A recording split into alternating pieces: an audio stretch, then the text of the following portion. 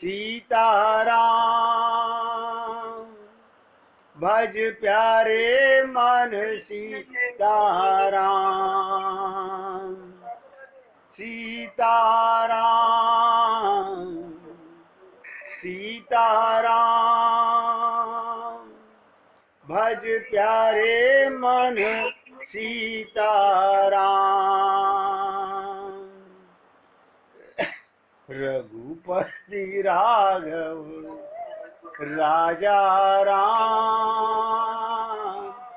पतित पावन सीताराम। रघुपति राघव राजा राम। पतित पावन सीताराम। सीताराम सीताराम। भज प्यारे मन सीताराम। सीताराम सीताराम। भज प्यारे मन सीताराम। बोलिए सियापति रामचंद्र भगवान की जय। राघवेंद्र सरकार की जय। जय जय श्री राधे। जय जय श्री राधे।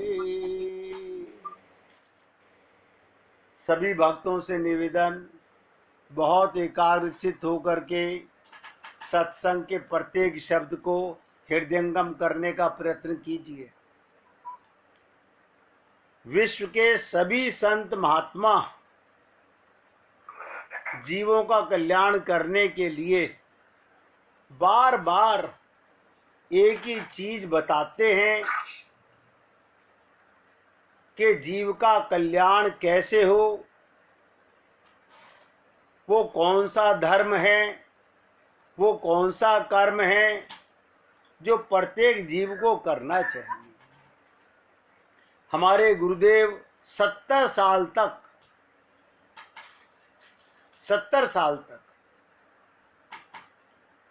सत्संग में ये बात बताते रहे, लेकिन फिर भी जीव पूछता है बार बार कि मेरे कल्याण का, भगवत प्राप्ति का सबसे सरल मार्ग क्या है। पूछना भी चाहिए, लेकिन 70 साल बताते हुए हो गए, क्या कारण है। हम प्रश्न तो करते हैं, हम उत्तर तो लेते हैं, उसमें मनन नहीं करते, उसको अपने हृदय में बैठाते नहीं, उसका चिंतन नहीं करते। यही प्रश्न श्रीमद् भागवत महापुराण के अंदर पहले ही स्कंद में, पहले ही अध्याय में 9वां श्लोक 1:1:9, ध्यान से सुनिएगा। क्या 88,000 शौनकादिक परमहंस प्रश्न करते हैं सूत जी से कि गुरुदेव ऐसा कोई निचोड़ बताइए जिससे सबका लाभ हो जाए, सबको भगवत प्राप्ति हो जाए, सबका कल्याण हो जाए। बहुत से भक्त लोग आपने देखे होंगे 7-7 दिन की अनेक बार भागवत सुन चुके। मैं तो पहले स्कंद के पहले अध्याय का 9वां प्रश्न ही बता रहा हूं। वो प्रश्न कर रहे हैं और हमारी हालत क्या है। हमारे गुरुदेव कहा करते थे हिस्ट्री ज्योग्राफी बड़ी बेवफा, हिस्ट्री और ज्योग्राफी बड़ी बेवफा, रात को रटो दिन में सफा। अभी हम लोग सुन रहे हैं, अगर मैं कल आप लोगों से यही प्रश्न पूछूंगा,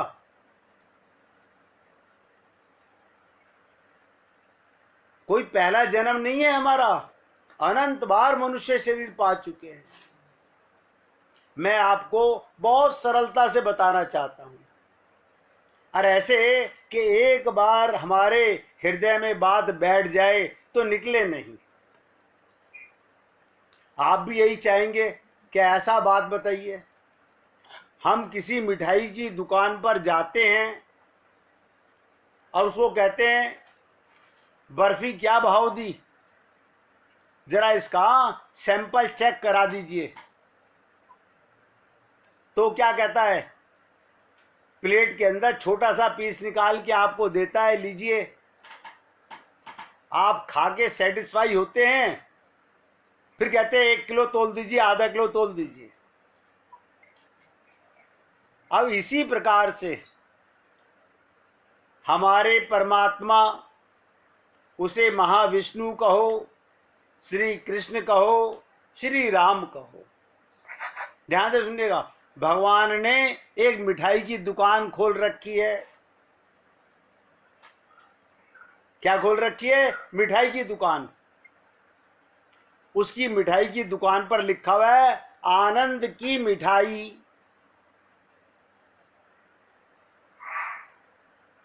आनंद की मिठाई। हम सब भगवान को क्यों पाना चाहते हैं? आनंद के लिए। तो हम भगवान से कहते हैं कि प्रभु एक बार हमें मिठाई टेस्ट करा दो।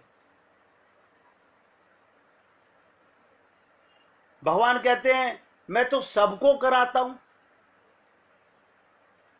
आप देखिएगा, जितने भी इस पृथ्वी पर जीव हैं, सबको भगवान अपने आनंद का, मिठाई की दुकान का टेस्ट कराते हैं। हमें पता ही नहीं है। आप कहेंगे वो क्या टेस्ट है, वो कौन सा आनंद है जो हम जानते हैं? विश्वास नहीं करते। जब बात आती है कि प्रभु जी अब दे दो हमारे को, हम पीछे हट जाते हैं। अब ध्यान से सुनिए एक एक शब्द को। भगवान कहते हैं मैं प्रत्येक जीव को नींद का सुख, सुषुप्ति अवस्था का सुख देता हूं। ये कौन सा सुख है? जिसमें जीव अपनी माँ, अपने बाप, अपने पति, अपनी पत्नी, अपने शरीर, अपनी धन दौलत सबको भूल जाता है। आप और हम लोग जानते हैं 3 अवस्था, जागृत अवस्था, स्वप्न अवस्था, सुषुप्ति अवस्था, और एक होती है तुरीय अवस्था। अब ध्यान सुनिएगा, जो इस स्वप्न के सुख से निकल जाए, माया के संसार से निकल जाए और गहरी नींद का आनंद ले ले, वो तुरीय अवस्था में वो भगवान से मिठाई खरीद लेता है। कहता है प्रभु जी मुझे यही चाहिए बस। क्या मतलब? संसार का कोई दुख, इंद्रियों का कोई सुख मुझे नहीं चाहिए, मुझे तो आत्मा का आनंद चाहिए। मैं तो सरलता से आपके सामने निवेदन कर रहा हूं। संसार में 2 ही तो धर्म हैं, एक पर धर्म, एक अपर धर्म, बस। तीसरा कोई धर्म ही नहीं है। एक का नाम पर धर्म और एक का नाम अपर धर्म। ध्यान से सुनिएगा, पर धर्म माने आत्मा का धर्म,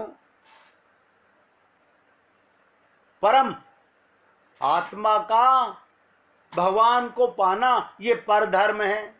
और क्या बोलूं, एक ही लाइन में बोलूं, बाकी सारे धर्म अपर धर्म है।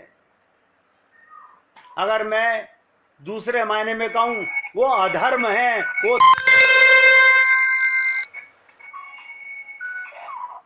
वो धर्म नहीं है। देखिए किसी का बैल बज रही है, वो अधर्म है, कोरा अधर्म है। हम पूजा कर रहे हैं, हम पाठ कर रहे हैं, हम तपस्या कर रहे हैं, हम यज्ञ कर रहे हैं, हम भजन कीर्तन कर रहे हैं। कल आपको सुनाया था ना कि कितने मंदिरों के अंदर तुलसी और शालिग्राम का विवाह हो रहा है। किसी मूर्ख ने नहीं पूछा होगा कि पंडित जी मेरा भगवान से विवाह कब होगा। तो नोट करो, सारा संसार व्यस्त है शरीर के धर्म पे, आत्मा का धर्म सब भुला बैठे। तो सूत जी ने शौनकादिक परमहंसों को 3 बातें कही, श्रोतव्या, कीर्तितव्या, स्मृतव्या। जब संत से सुनो तो उसका मनन करो, भगवान का रूप ध्यान करके उस आनंद का अभ्यास डालो और बार बार चिंतन करो कि मुझे नींद वाला सुख चाहिए, मुझे परमात्मा का सुख चाहिए, मुझे इंद्रियों का सुख, शरीर का सुख जो मरने वाला है। और देखिए 99.99% लोग शरीर के धर्म में पागल हुए पड़े हैं, शरीर के धर्म में पागल हुए पड़े हैं। लेफ्ट राइट कर रहे हैं संसार में, मंदिरों में परिक्रमा कर रहे हैं, भजन कीर्तन कर रहे हैं। किस लिए? अपने शरीर के सुख के लिए। और मैंने आपसे कहा एक पर धर्म, एक अपर धर्म, 2 ही धर्म है, तीसरा कोई धर्म नहीं होता। पर धर्म माने आत्मा का धर्म। अब जब हमको यही ज्ञान नहीं कि हम आत्मा हैं, तो हम आत्मा के धर्म की तरफ जाएंगे कैसे? हम आत्मा की तरफ जाएंगे कैसे?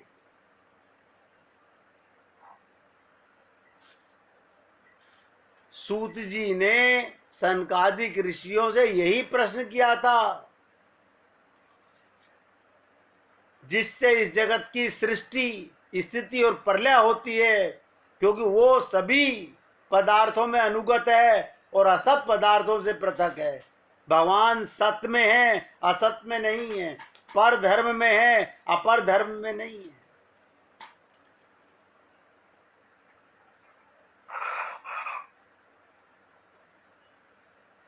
आप सोचिए, हम लोग अनंत बार अनंत संत महात्माओं से सुनते हैं, लेकिन अमल में नहीं लाते, जीवन में नहीं उतारते। अब लोग क्या कहते हैं, हमारे को मजा आता है भीड़ में जाकर के तालियां पीटने में, खड़े होके डांस करने में। जब तक हमारे से कोई ना पूछे ये साड़ी कहाँ से खरीदी, ये सूट कहाँ से खरीदा, जब तक हमें गाल बजाने का मौका ना मिले तो हमें मजा नहीं। इसका मतलब तुम आत्मा का धर्म नहीं पाना चाहते, दूसरे मायने में तुम भगवान को नहीं पाना चाहते। यही एक पाप हम हर जन्म में करते रहे हैं। ऐसा नहीं है कि हम लोगों को संत महात्मा नहीं मिलते, बड़े बड़े संत महात्मा मिले, अनेक बार मिले, अनंत बार मिले, हमें समझ भी आया, लेकिन हमने फिर भी शरीर का धर्म आगे रखा। ध्यान दो, पर धर्म, आत्मा का धर्म पीछे कर दिया, शरीर का धर्म आगे कर दिया।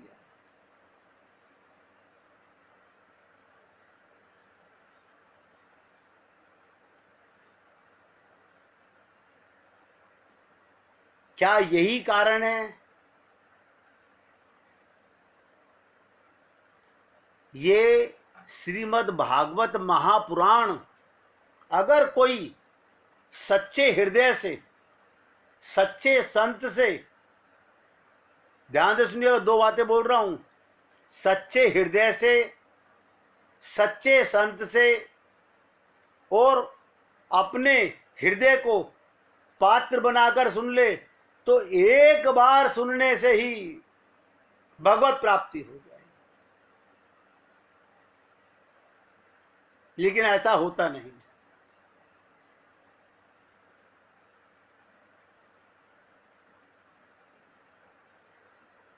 कहते हैं श्री सुखदेव कहते ना, जिस फल को तोता, ध्यान से सुनिएगा, जिस फल को तोता चख ले मालूम पड़ता है ये फल जरूर मीठा होगा। ऐसे ही ये श्रीमद् भागवत महापुराण सुखदेव जो पहले राधा रानी के तोते थे उनके हृदय के रस से निकली हुई है, उनको ने इसका स्वाद लिया हुआ है। तो वो परम आनंदमयी सुधा से, परमानंद सुधा से परिपूर्ण हो गया। इस फल में ना छिलका है ना गुठली है। श्रीमद् भागवत महापुराण का एक भी श्लोक ऐसा नहीं जिसमें मर्मज्ञ ना छुपा हुआ हो। लेकिन हमारे पास वो दिल कहाँ से लाऊं? देखिएगा, हम मंदिर में जाके भगवान की पूजा असली कब करते हैं? जब हमारा कोई घर में बीमार हो, कोई मृत्यु शैया पर पड़ा हुआ हो और हमारा स्वार्थ अभी बाकी रह गया हो, हमारा स्वार्थ अभी बाकी रह गया हो। फिर देखिएगा आप,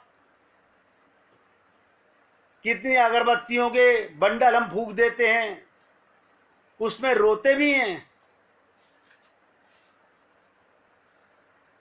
इसलिए मैं आपसे निवेदन करता हूं,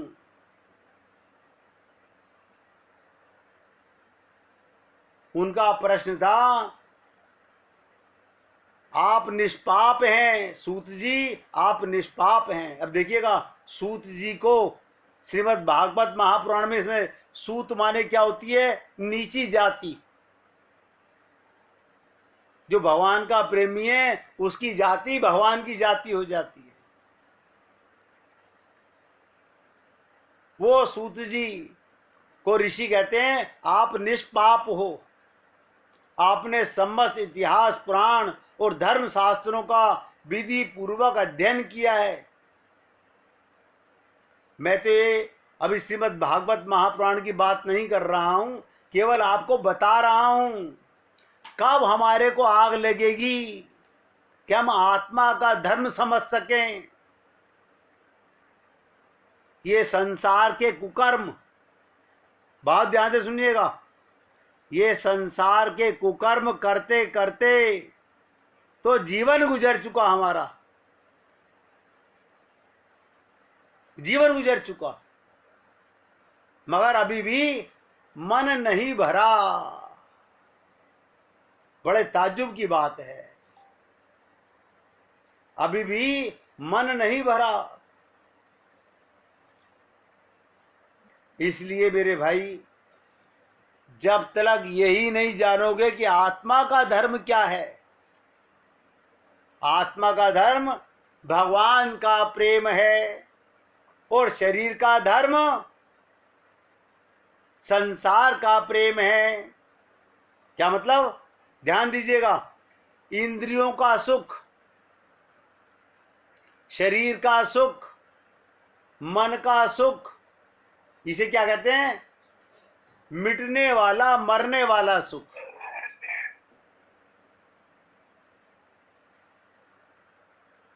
हमने आपसे कहा कोई ऐसी प्रार्थना, कोई ऐसी प्रार्थना जिसके लिए हमें कहीं से कुछ ना लाना पड़े। कोई पुस्तक की जरूरत नहीं, कोई ज्ञान की जरूरत नहीं, किसी मंदिर मस्जिद गुरुद्वारे की जरूरत नहीं, हमारा एक धेला खर्च ना हो और भगवान मिल जाएं। आप बताइए, भगवान ने आपका एक पैसा खर्च नहीं कराना। आप अंगूठा टेक हैं, भगवत प्राप्ति हो जाएगी। उसके लिए बस एक ही लाइन आती है, सुन लीजिएगा। उस पर थोड़ी सी प्रार्थना का शाब्दिक रूप भी बताऊंगा कि पुकारो रो के गोविंद राधे, न भूलो मन पल छिन आदे। बस रो के पुकारो, भगवान मिल जाएंगे। अब आप मुझे बताइएगा, आंसू खरीद के लाने हैं क्या? देखिएगा, अब ये भाव आए कहां से? जब संबंध ही नहीं भगवान के साथ में। हमने शरीर माना तो संसार के लिए रोएंगे, जब अपने को आत्मा मानोगे तो भगवान के लिए रोना आएगा। तो बहुत गहराई से समझने का प्रयत्न कीजिएगा। क्या आंसू एक सहज प्रार्थना है? देखिएगा, सरलता में बता रहा हूं, आंसू एक सहज प्रार्थना है।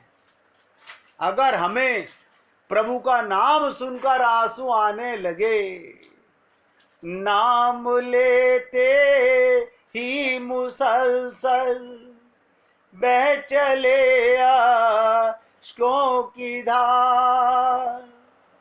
हमारे डॉक्टर साहब इस भजन को बड़े लय में गाया करते थे, मस्त होकर के गाया करते थे, डूब जाया करते थे।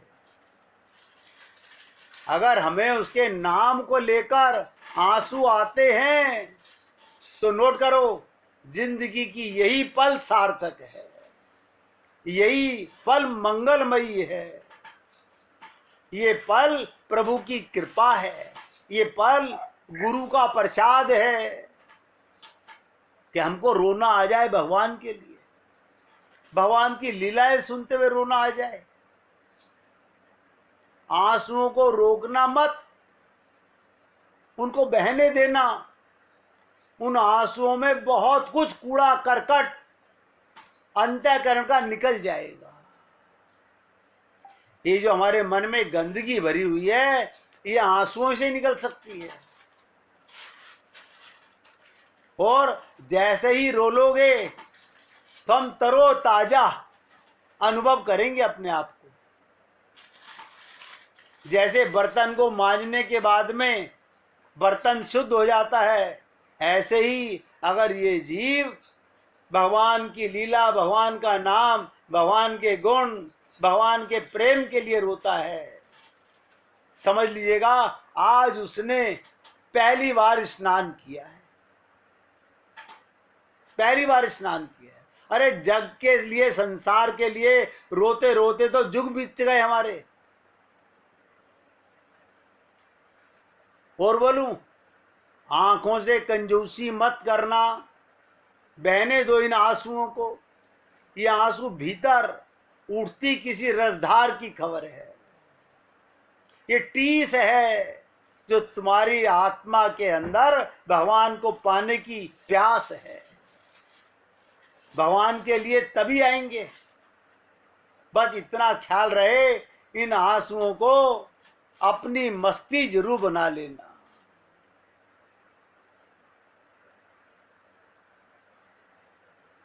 कहते ना, राम नाम लो लागी अब मोहे, राम नाम लो लागी। मतलब ऐसी लौ लग जाए, ये शर्म नहीं करनी हमें कौन देख रहा है। अरे बाबा, मेरा परमात्मा, मेरा प्रेमी देख रहा है। इन आंसुओं को अपना रस, अपना आनंद बनाना है उस प्रभु के लिए। यही तुम्हारा सरल, सहज और निर्मल प्रार्थना है। बताइएगा, अब मुझे बताइए, क्या इससे सरल कोई प्रार्थना है संसार में? हम बच्चे थे, हमें रोना आता था, अब रोना भूल गए, शरीर मानने लगे, संसार के लिए रोने लगे। अगर हम खुलकर हृदय से उस परमात्मा के लिए रोना सीख लेते हैं, एक एक शब्द पे ध्यान दीजिएगा। अगर हम खुलकर हृदय से, बहुत ध्यान से सुनिएगा, वो एक्टिंग नहीं। आपने देखा होगा किसी शोक सभा में जाइए, मैंने बहुत लोगों को देखा है, लेडीजें क्या करती है, रुमाल हाथ में लेके अलार्म बजाती हैं, रोने की एक्टिंग करती हैं।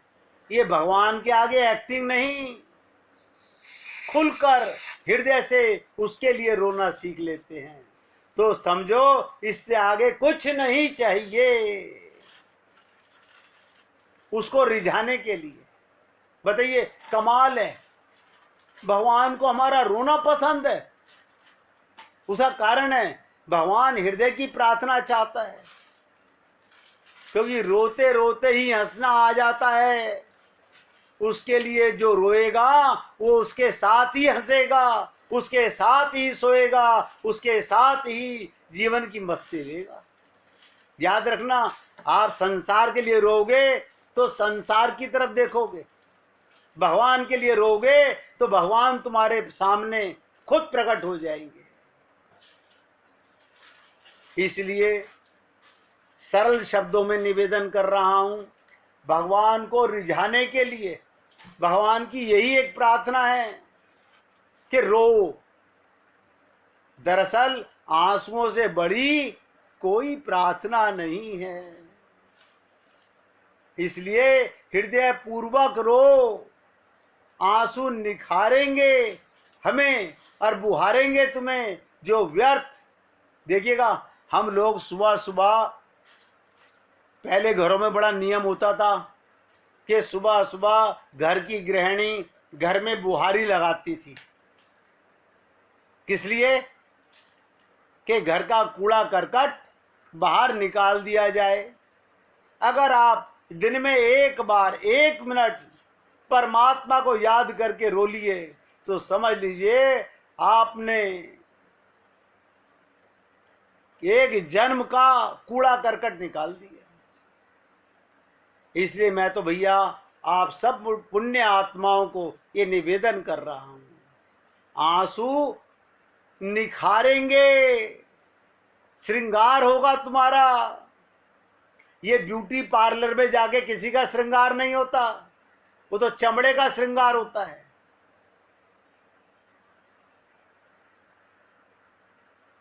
असली निखार आत्मा का है, असली निखार आत्मा का है। आंसू निखारेंगे, बुहारेंगे, जो व्यर्थ का अंदर सामान भरा पड़ा है उसे बाहर निकाल देंगे।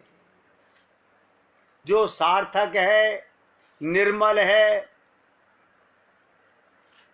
वो अंदर वापस आएगा, बाकी कूड़ा करकट सब निकल जाएगा।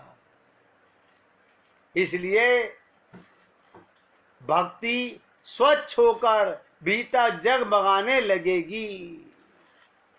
फिर आपको क्या होगा, कहीं पर भी बार बार मन करेगा, रे मन अब तू भी प्रभु नाम में डूब जा। आप बार बार भगवान को पाने के लिए, देखिए रोना भी एक मस्ती है।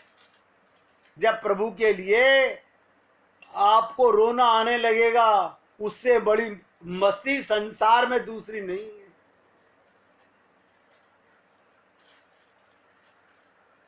हमने आपसे सुबह व्हाट्सएप पे मैसेज डाला था कि जिनका मन निर्मल होता है, जिनके मन में ये गोबर गणेश संसार नहीं होता, वही आनंद स्वरूप ईश्वर को पा सकता है। क्योंकि परमात्मा को ये छल कपट आदि दुर्गुणों की गंदगी नहीं भाती। और हम सबका फर्ज बनता है अपने कल्याण की कामना करने वालों को, इसीलिए इनसे सदैव याद रखना, ये संसार के रिश्ते नाते द्वार ये जो तुम्हारा वक्त बर्बाद कर रहे हैं, अभी हमें नजर नहीं आ रहा।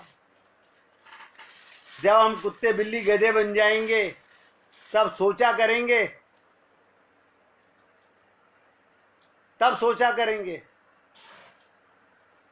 कि हमने कौन से पाप किए थे जिसका ये प्रायश्चित हमें करना पड़ रहा है। अभी मौका है जागने का, इसलिए मैं तो भैया आप सभी पुण्य आत्माओं से केवल निवेदन कर रहा हूं, अच्छा लगे तो जीवन में उतारिएगा। ध्यान से सुनिएगा। एक समय भगवान श्री रामचंद्र का दर्शन करने के लिए अपने 60,000 शिष्यों सहित दुर्वासा ऋषि अयोध्या को जा रहे थे। दुर्वासा ऋषि दर्शन करने जा रहे थे।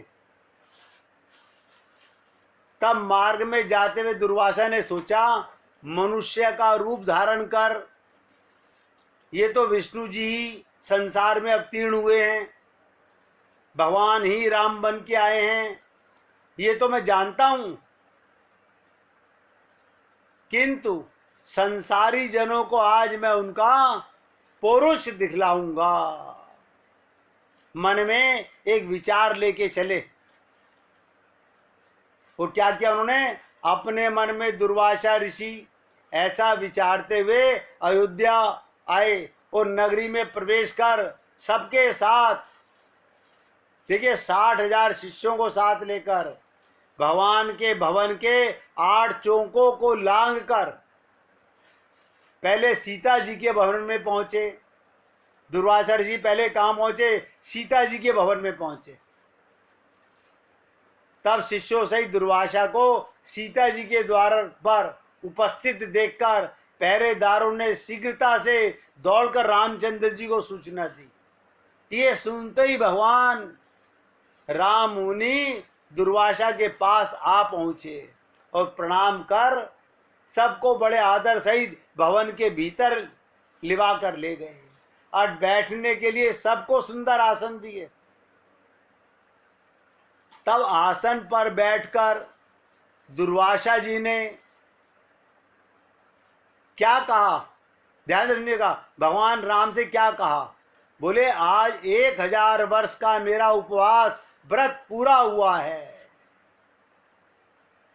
दुर्वासा जी बोले, आज मेरा 1000 वर्ष का उपवास पूरा हुआ है, इस कारण मेरे शिष्यों सहित मुझे भोजन कराइए और इसके लिए आपको केवल 1 मुहूर्त का समय देता हूं। साथ ही ये भी ज्ञात रहे, मेरा ये भोजन जल, धेनु और अग्नि की सहायता से ना बनाया जाए। दुर्वासा ऋषि भगवान से कहते हैं, 1000 वर्ष का व्रत पूरा होने जा रहा है, मेरे को जो भोजन दिया जाए वो जल से ना बने, गाय के दूध से ना बने, घी से ना बने और अग्नि का इस्तेमाल ना किया जाए।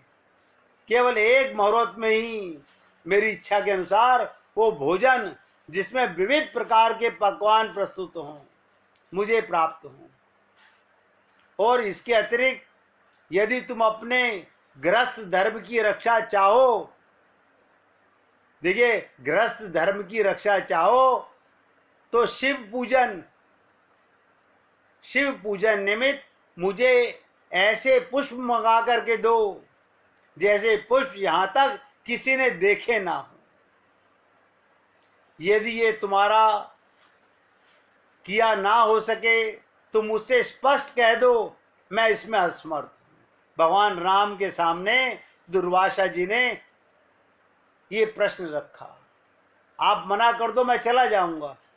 तब मुनि की बात सुन करके भगवान रामचंद्र जी ने मुस्कुराते हुए नम्रता से कहा, हे भगवान, मुझे आपकी सब आज्ञा स्वीकार है। तब राम की बात सुनकर दुर्वासा ने प्रसन्न होकर कहा, मैं सरयू नदी में स्नान करके अभी तुम्हारे पास आता हूं। शीघ्रता करना, हमारे लिए सब सामग्रियों को प्रस्तुत करने के लिए अपने भाइयों सीता को शीघ्रता से कह दो। भगवान राम ने कहा, अच्छा आप जाइए स्नान करके आइए। दुर्वासा जी स्नान करने चले गए। ध्यान दीजिएगा, राम चिंतित हो गए। लक्ष्मण आदि भ्राता जानकी तथा सबके साथ व्याकुल हो राम जी को निर्निमेष दृष्टि से देखने लगे कि मुनि ने तो इस प्रकार की सब अद्भुत वस्तुएं मांगी हैं, इसके लिए देखें अब भगवान क्या करते हैं। क्योंकि बिना अग्नि, बिना जल, बिना गऊ के उनके लिए भोजन प्रस्तुत करना है।